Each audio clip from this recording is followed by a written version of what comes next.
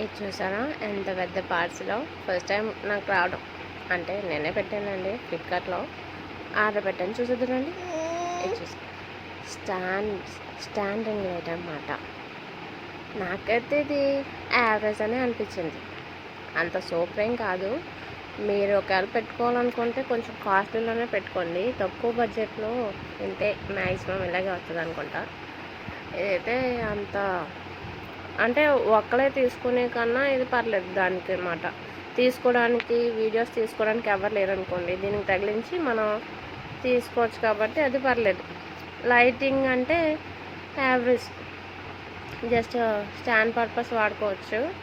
చీకట్లో అయితే బాగానే ఉంటుందేమో, పొద్దున్న మాటలు అయితే అంత ఏమనిపించలేదు.